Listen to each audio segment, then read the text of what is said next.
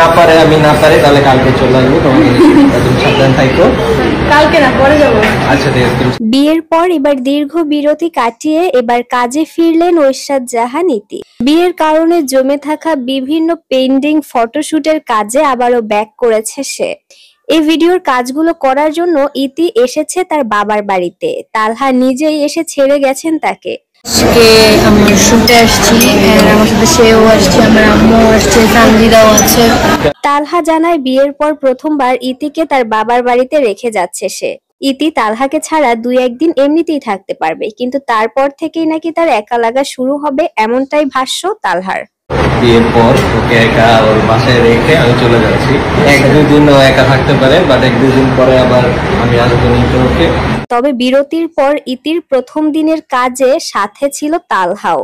তালহা ইতি এই নতুন কাপলটিকেও অনেকেই রাখি বন্তরার মতোই পছন্দ করে। দর্শক, আপনিও যদি সেই দলে থেকে থাকেন তাহলে অবশ্যই কমেন্ট করে জানাবেন।